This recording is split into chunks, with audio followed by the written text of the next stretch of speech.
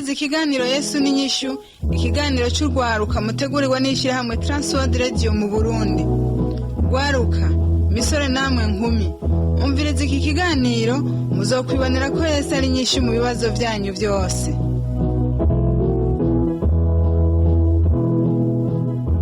Nshuti nawe mugenzi mukunzi washimye guteramana natwe, rwaruka musore nkumi, ndakuramukije amahoro y'umwami wacu Yesu Kristo abane nawe. Kaze mu kiganiro YESU n'INYISHU sanzwe utegurirwa n'ishyirahamwe TWR Radio mu Burundi, ukaba ugitegurirwa na Samuel Nsabimbona. Uno munsi turi mu ntara ya Ngozi kw'ishengero rya Pentecote, niho mugenzi wanje Leonidas Manirakiza yagiranye ikiganiro n'abakristo babiri baho. Abanza kubabaza amazina yabo. Tukumena naco mbonye Angelo ari ngahi Magana, mugabo nkaba mvuka ku musozi w'Inkuba muri komini ya Kayanza muri zone ya Murima, nkaba nkorera ku bubwiriza bwa Gisopfe. Nije ngomba kwashingira intare. Ukaba ujejwe mw'ishengero je n'umukozi w'Imana, ubundi umuvuga butumwa mw'ishengero rya Gisopfe. Turi kubikana Yanzima Leokadia, abantu uka ku mutumba Mparamurundi, komine Busiga, province ya Ngozi, abambi Mparamurundi nyene. Kopelano kw'ishengero rya Pentecote, mwebwe mwihomujije kw'imishengero. Shende mu diakoni kazi mw'ishengero, ivyo bikorwa nkora nkabandi ndo muri rimvye. Naro turi kw'ishengero rya Pentecote ry'Imagana, niho dutumbereye, gatwe tuganira n'abantu. None mwebwe ikiganiro YESU n'INYISHU muramaze kucumva? Twarigeze kucumba, twaracyumvise kuri radio kiro kiravuga. Ego duca natwe twumva umengo twoshikiriza ivyo Yesu yadukoreye, kuko twarumvise ko ari inyishu. Ugarukade ikiganiro YESU n'INYISHU wamaze kucumva? Jewe nari maze kucumva, mva kiranezereye, numva nanje yuko novuga ivyo Yesu yankoreye. Ego ko ari byiza. Uti rero Yesu yarakubereye inyishu? Yesu yarambereye inyishu, ukuntu yambereye inyishu, jewe naratwaye imbanyi, ntwaye imbanyi. Ico gihe biragorana gose, kuko ukuntu yari meze nabi. Ico gihe umudogiteri mu Kayanza arambwira yuko bategerezwa kunkora, mbere ndagira ubwoba. Maze kugira ubwoba niyumvira ico gihe ati none byo genda gute, bagira umugambi wo kuyinkuramwo. Bamaze kugira umugambi wo kuyinkuramwo, ndababwira ati banzureke. Ico gihe nafashe imiti kuva ku mezi 3 gushika mpaka ku mezi 8. Amezi 8 ashize, umudogiteri wo mu Kayanza arambwira ati ntishobora kuvuka. Genda avuga ati reka senga Imana izobikora. Aca ndungika ku Ingozi, andungitse ku Ingozi, n'ubwo Ingozi nawe arampima, arambwira ati madamu ntacyo mfise no gufasha, imiti nari kuguha umudogiteri wo mu Kayanza yiguhaye yose, ikintu no gufasha ahubwo nibagende bakugirire sezeriyene kandi igitereko bace bacugara. Bimaze kugenda gutyo ndasohoka, ndabwira uwo tubana ati burya rero hariho umudogiteri narenze asumba bose, reka rero mbanze nze kubaza uwo nawe yari inde wa mudogiteri asumba bose? Yari Yesu. Niwe nari mvuze ati ngiye kubaza umudogiteri hariho narenze asumba abandi, naretse kubaza kandi ari we yarakwiye. Ico gihe rero ndagenda ndapfukama ahantu, ndavuga ati Mana, Hezekiya wamwongeye 15, none bose bampebuje ko nshobora kujana n'umwana, none weho bivuze kwiki? Ndazi ko ndagukorera ndi umunyavyaha, mugabo ntihabuze ikintu kimwe gusa nagukoreye, uwo nyibukirako. Mana nyibuka. Ico gihe mpejeje gusenga ndavyibuka, hageze mu ijoro haza umuntu arambarira, ndamubona hagaze imbere y'igitanda, arampamagara ati niyo nzima, reka kugira ubwoba, cenjeje ubuzima bwawe n'ubw'umwana. Ico gihe cyo ndavuga ati Mana urakoze ko ari ujeje ubuzima bwanje n'ubw'umwana. Ico gihe sinasubiye kugira ubwoba, numva ndaremye. Ico gihe hari mu nzozi? Ico gihe sinari nsinziriye kandi sinari mu nzozi, haje akantu kameze nk'akayaga, cambona umuntu ahagaze imbere y'igitanda, acambwira ati reka kugira ubwoba, cenjeje ubuzima bwawe n'ubw'umwana. Cyane umva rero ndaremye, numva nta bwoba mfise. Igihe kigeze, burya sinzi umuntu yambwiye ati wewe yuko atwenga umenga ibibazo ufise ntibiri kuri wewe. Namubwiye ati je nta bibazo mfise, hariho ujeje ubuzima bwanje n'ubw'umwana, nta bwoba mfise. Igihe kigeze kimaze kugera, ngenda nyine kuvyara, kuko umudogiteri n'ifishi yari yayisigaranye, ambwira ati ntagira ahantu uzoca na hamwe, tekera impuzu zawe uzocuza, byose nzoca ndabiringaniza. Aho rero bari biteguye yuko baca banyibikana igitereko. Maze gushikira umudogiteri nsanga ntawe uhari, abaganga ndahasanze umudogiteri yakubwiye ngo iki, ambwiye ko ari kungira sezeriyene. None tega rero tugutere serumu zibiri umurindire ntawe uhari. ca ndavuga ati jewe ndazi ndavyara kandi mbyara neza burya ndapfukama ahantu mvukamye ahantu barambwira ati wa mudamu ushaka kudukoza ibara wewe ushaka yuko kudukuza ku kazi none rero ikiza wari ukwiye kuza tukagutera dusore umuzibiri kugira urindire umudogiteri. None rero kandi turabandanye tubwira ingene vyagenze katugaruke hano kwa Angelo weho Yesu yarakubera inyishu. Yego cyane gose Yesu yaramera inyishu gose kuko jewe naragwaje umugore amaze kugwara aragwara nabi gose hama yanduka gwara ingwara y'ibisazi agwa ingwara y'ibisazi naramujanye kubapfumu nyene kuko umuntu yaje kubapfumu cyo gihe naje kubapfumu rero kuko sinari bwamenye Imana sinarinza honje ndamujana kubapfumu abapfumu birabananira abapfumu bibananiye haza umuntu arambwira ati wewe ndakubwira icyo kugirira akamaro nuko umujana kihana ndaheze rero uwo mukenyezi ncandamujana kwihana abakozi b'Imana mu kumusengera bamusengera ahagaze yiruka kuko yari amaze kuzaraza kurara mu gahinga ntiyarakiba muhira. Icyo gihe rero niho rero bamaze kunyereka inzira yo gucamwo kugira ngo ndahagakiza kari ndaheza ndagenda ndihana. Niho rero nabona Yesu amaze kubona Yesu arankiriza uwo mukenyezi wiwanje amaze kumukiza iyo ngwara y'ibisazi yaho rimuraza mu gahinga yagenda yiruka yari yaramumereye nabi n'umwana yari yabyaye yari yaramuriye intoke hama rero Imana ikirahagarara kweri iramukiza kugeza n'uwo munsi rero Imana yaramukijije kandi rero nicyo gituma nanje ubunshima Yesu kuko Yesu yaradukoreye igitangaza gikomeye sinarinzi ko umuntu yokira ingwara y'ibisazi akize gutyo gusa ata mutanyoye ariko maze kugera abakozi b'Imana bari bakamusengera Imana Yesu yaciye abinyishu kuko yaramukijije iyo ngwara cirakira ivyo bisazi bica birakira n'uwo munsi njima Imana. Murako cyane murumva yuko abantu Yesu yabagiriye neza mu buryo budasanzwe ariko dusubiye inyuma gatoya nagare kandi ya wewe imbere yuko tumenye ivyo bitangaza ukoreye uko imbere yuko ukorega ibitangaza nuko ari wamenye Yesu wamumenye ryari. Jewe kuva igihe menye Yesu narimaze imyaka 25 yego namenye Yesu yankoreye ibitangaza nk'ivyo sanzwe ndi muri we kuko ncambona ukuboko kwiwe cambona ko Yesu ari inyishu. Imbere uko umenya Yesu warubayeho gute? Jewe nakiriye Yesu ndi umwana mutoya nari ku myaka 10 niho nakiraga kiza nabaye nkukurira mu ishengero. Gombe ukuriye mu ishengero hanyuma uravuga uti udumva nyene ko nkwiye kukubana nkurira muri Yesu nkaba muri Yesu. Yego nakuriye muri Yesu kuva ku iyo myaka 10 ndashima Imana n'ubu ndacari muri we kuko nta bundi buhungiro mfise. Yego niwe. Umwana muto umwigeme akuriye muri Yesu amera gute? Umwigeme akuriye muri Yesu akurana ubuzima bwiza kuko hari itandukaniro ry'umwigeme ari muri Yesu n'abigeme bo hanze. Hari itandukaniro rinini kuko ukuriye mu ishengero hariho ivy'abisi bakora udakora hariho ibintu usanga nyene bigenda bitandukanye kuko muri Yesu hari ubuzima bwiza. Uravuga uti je ndafise icyo nirata rero kuba ndafise icyo nshimira Imana kubona kuriye muri Yesu.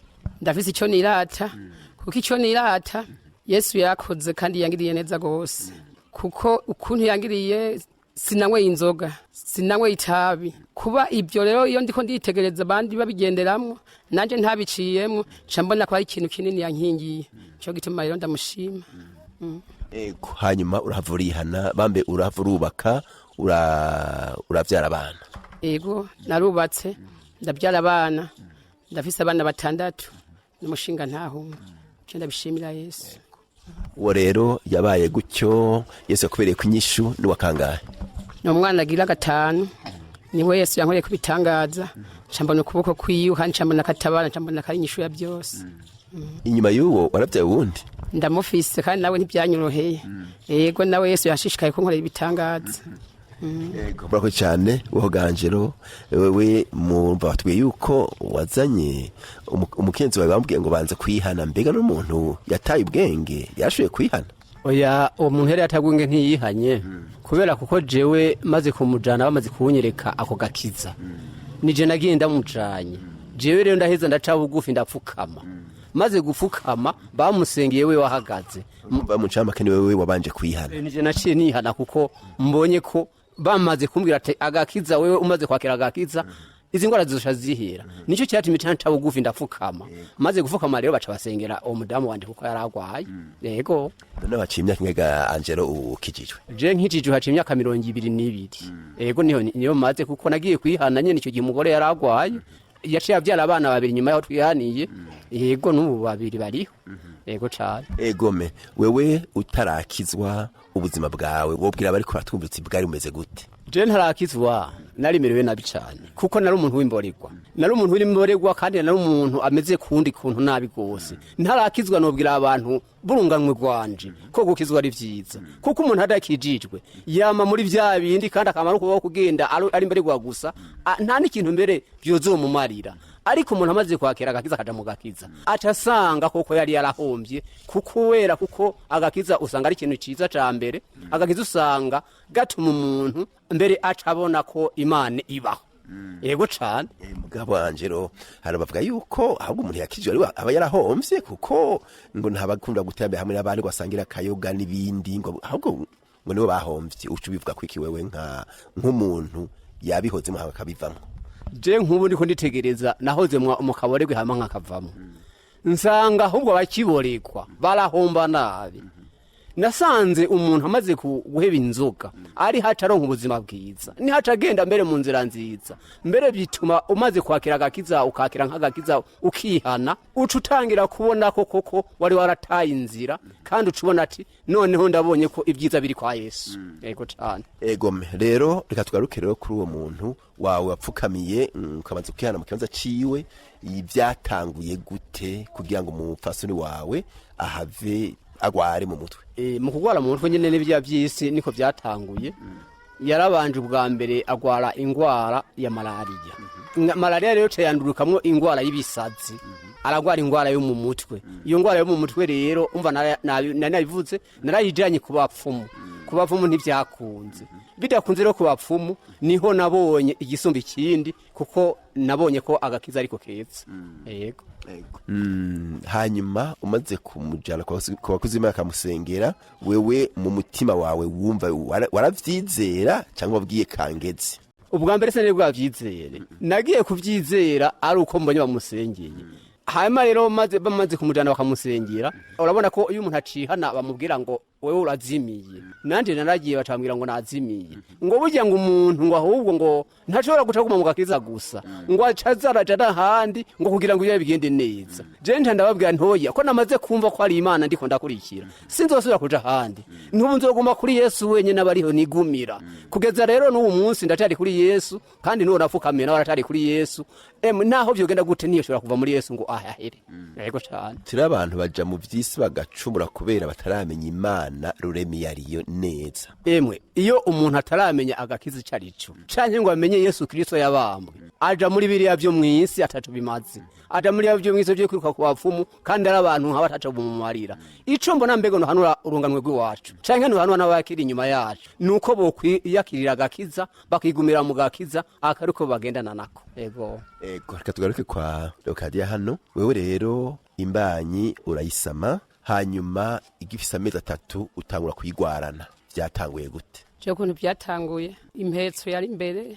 niyo yatangura nkagomba kubyara impetso kuva ku mezi 3 niho batangura kumpa imiti umudogiteri arambwira ati burya rero mbere yuko kubyara ubanza kubyara impetso hama agakurikira umwana kandi ushobora kubyara impetso ngo ukire ujana na nyamwana icokugwa rero nuko umwe yogenda ukwiwe nandi avuga ati banzureke turindire dusenga Imana ko ndabona yuko Imana ishoboye byose ti rero ntituzojana mwijuru hari Imana arambwira ati rero reka rero iyo ntayiri waramushingira gutyo nyene namubwira ati wewe rindira tuma dusenga Imana burya Imana izogira icihindura burya akacampa mu kwezi nagenda yo kabiri ico gihe rero birashika bambwira yuko tuzojana n'uwo mwana ndavuga ati burya rero turafise Imana igihe carageze igihe kigeze mudogiteri arambwira ati burya ari madamu ushobora kubyara impetso kandi uzocupfa urabona ukuntu umeze akanyeka muri ecographe wewe ntushobora kubyara wewe muzojana niyo mbanyu ufise ndavuga ati rindira ico gihe rero Imana imaze kumbwira gutyo numvise ijwi ry'Imana uwo muntu akambwira ati jeje ubuzima bwawe n'ubw'umwana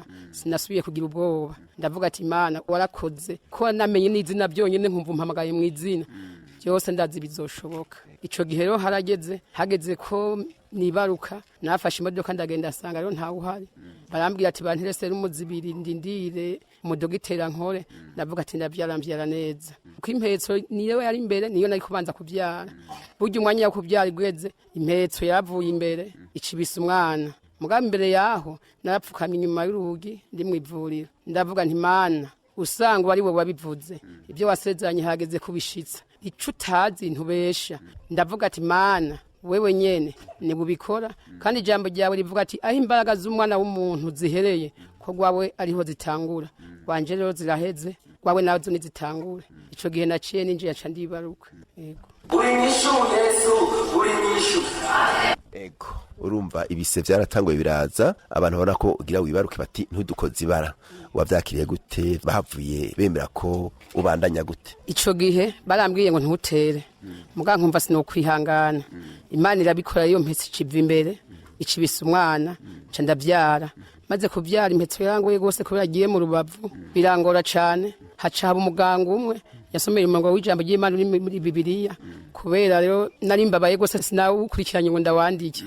Burya aranyiganira arampanura, amaze kumpanura ndamubwira ati ibyo yakoze ibyo nibisigaye ntibinaniwe.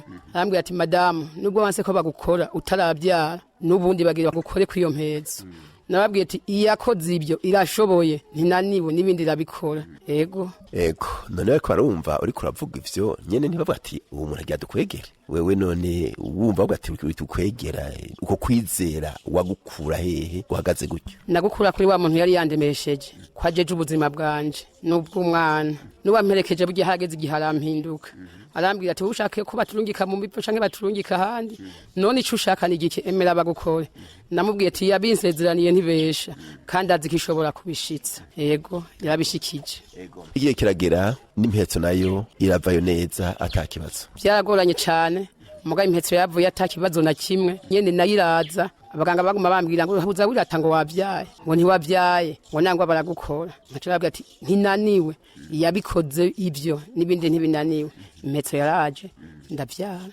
Impetso yaraje, byose biragenda neza, umwana araboneka, byose nawe wenyene ubuzima buragenda neza. None ga Angelo, wewe uravye ingene Yesu akora, akoreje abakozi b'Imana, umuntu bakamusengera agakira ingwara y'ibisazi, wavuze uti Yesu nzi ko ivyokira, mu nyuma abantu bariko barakubaza wabishura ngo iki, ntabakubajije ingene vyagenze? Barambajije ababanyi tubana bagumye bambwira ngo wewe ngo uwo muntu wawe ko yakize ngo ubona ko tuza kwihana, ntahubwo mwege mwana natere kuko mwaratebe, ni mwege murabona ibitangaza biriko birakorerwa ngahi wanyu, ntaco muvize muzireguza imbere y'Imana. Ni jewe rero ubu ni muri wanje ni gukurikira Yesu wenyene, ni kuko n'uwo muntu wanje yaragwaye arabibona arabizi, ntivyabaye byose arabizi. Naho ubona mwege ni muhindukire muze mukurikire Yesu, ni kuko Yesu ni wazogira icyo bamarira, ni nayo byo bindi bimwirikira ni ntacyo bimaze. Niho twahura n'umugabo umwe atarambira ngo burya ngo horeka guterekera ngo ukaguma ngo rikuraguma kuri Yesu. Newe gaye ni ivyo guterekera ivyo n'ibintu byo guheba ni kuko ntacyo bimaze, naho ubwo urabiva inyuma ntuze ndakwereke ntagakiza kari. Hama mugabo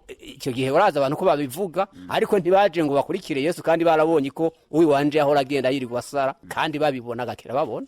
Yego hanyuma uwakize nawe yahavuye aca yihana, byaroroshe je byaragumye. Umukenyezi wanje yarakize ubwa mbere, arakira ingwara gose, irakira gose iragenda. Hanyuma ingwara iramira nk'igaruka, igarutse n'undi bakomeza kumusengera, irakira gose iragenda burundu wose irakira, kugeza n'ubu munsi yarakize gose. Mbere ubu niwe shingira abandi ntahe y'ivyamubayeko, naho atari yarabibonye mugabo arabishingiriramwe intahe. Egome yihanye inyuma y'umwanya unganiki, amaze kugirirwa ubuntu agakira. Amaze gukira ntiyasubiye gusubira inyuma. Oya, bamaze kumusengera akabona arakize, je maze kufugama nkihana, nawe yaciye agumiriza guma twagumye dusenga twese ntago yigeze asubira inyuma. Imana yarakoze ko yatahuye iyamutabaye, hanyuma akayumira inyuma. None Garokadiya bahije kubona yuko vyose bigenzeza nko bibabwiye, inyifato yabakubonye yabaraho hantu yabayiye. Nyifato yabambonye navuze iby'Imana yankoreye, aho nduhuke ndavuga iby'Imana yankoreye. Hariho n'umudamu nawe yafise ikibazo kimeze nk'uko kwanje, namubwiye ati niwihangane, nanje Imana yankoreye ibi, ndamubwira ibyo yankoreye, ati nawe ntinani birashobora kubikora. ico gihe nyene Imana irabikora imaze kubikora nyene ndataha mugabo amaze gutaha citse naciye mfukama ahantu ndavuga nti Mana ndagushimiye ibyo wankoreye ndavuga nti Mana uyu mwana umpaye ndakwinginze mari imyaka 6 atawundi mwana asubiye kubyara ibyo ndabigusabye kandi uzobukoze umwana yamaze imyaka 6 atawundi ndabyara bivuye ku Mana.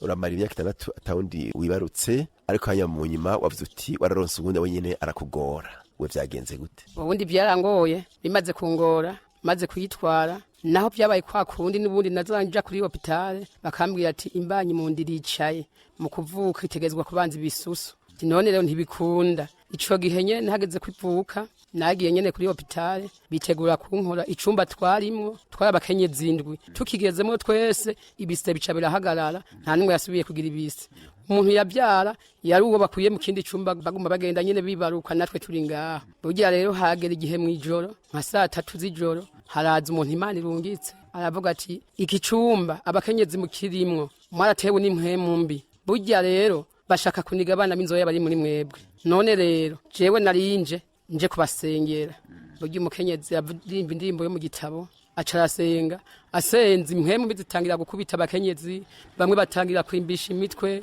abandi batangira kurimisha amaguru burya rero adusengera amaze kudusengera twese bamwe bise byari byahagaze bamaze 7 abandi bamaze 7 n'igice abandi bari bamaze imisi 5 nkanje nari maze imisi 5 ibise byahagaze mugabe Imana cirakora igikorwa uwo muntu amaze kudusenga atubwiye ati burya nimuze muje hamwe nubwo mutasengera mu idini imwe muze muje hamwe muririmba musenga tamubwiye atego ico gihara dufasha kabisa amaze kudufasha umudogiteri acaduhamagara ashadushira ku rutonde aba bakenyezi 7 twese kategezwa kudukora yego umwanya warageze jewe nari inyegeje sinabaye mu bambere ninyegeza nyene mu cumba burya bose baragenda bambwiye ati ngo nawe bagupime twaje sinjayo ndavyara mugabo ndi mu gitanda nkasenga Imana ati Mana fasha wankoreye bya bindi ibintu naniwe none gamana cagiye ko numvise kwambwiye kwandemesha ubu ko numva haragacerere mugabo nkaza numva indirimbo ivuga ngo ibacisha mu ifuru ibigomba ko baramura mu maraso yabo hakava mu isinzi ry'isi ry'abagororotsi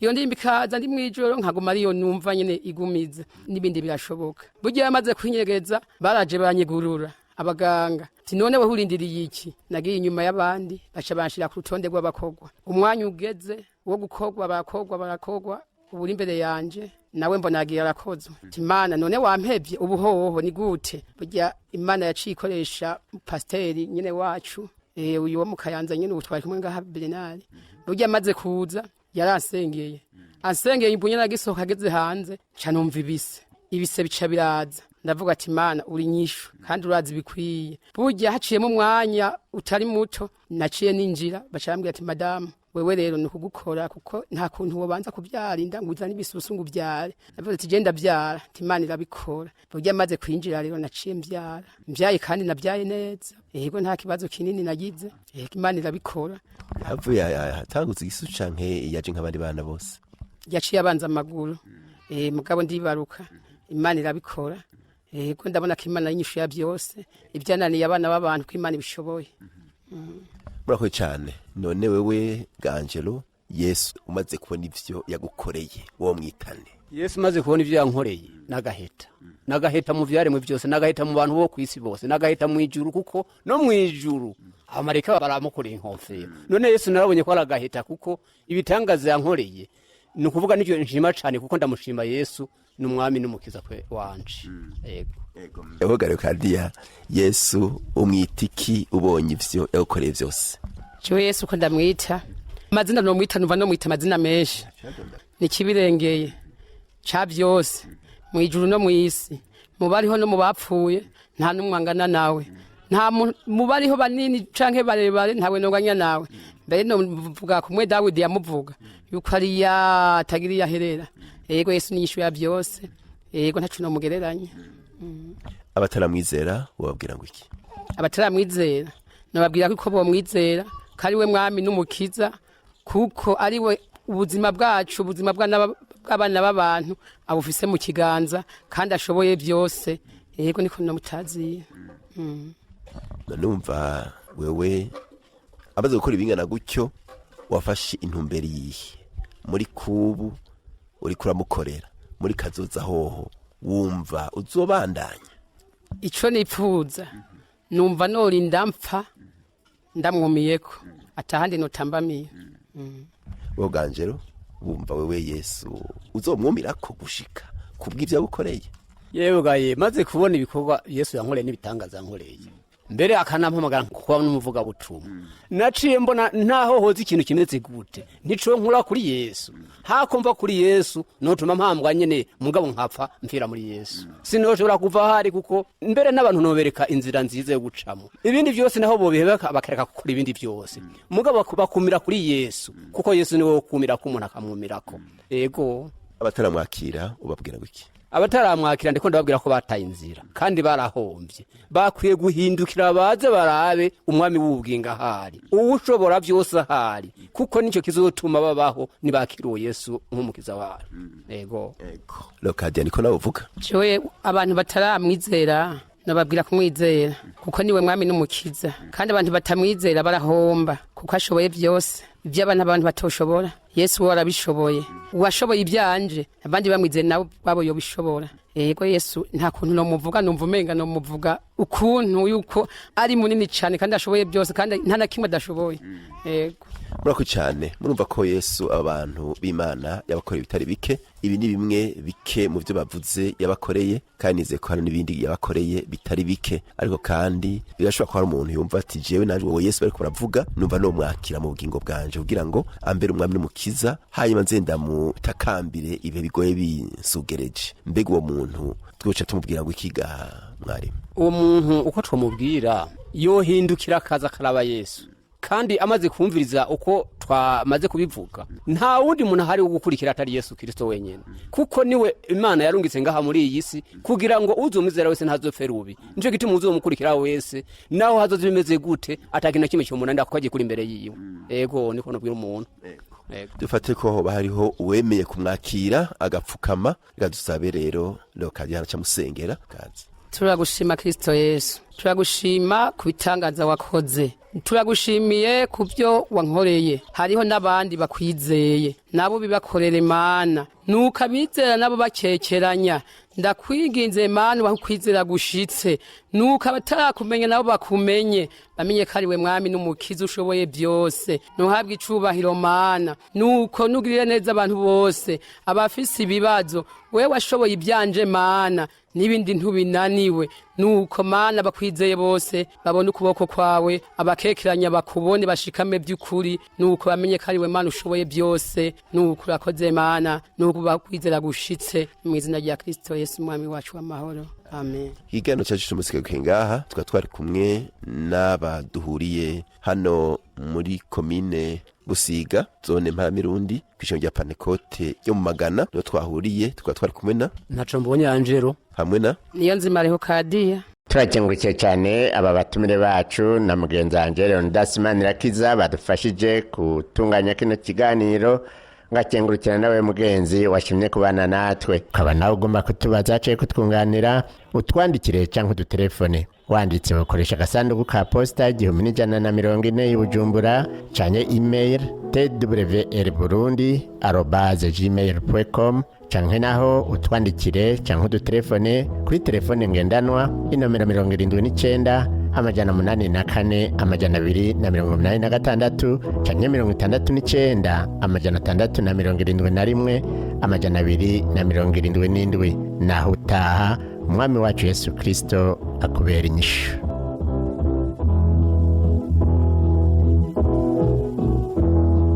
Ico cyari ikiganiro cy'urwaruka Yesu n'inyishu mushikirizwa n'ishyirahamwe TWR Radio mu Burundi. Niba nawe ugomba gushinga intaye ko Yesu yakubereye inyishu cyangwa ugomba kutunganira twandikira uti Yesu n'inyishu agasanduku ka post 1140 Bujumbura cyangwa dutera kamo kuri 24 26 57.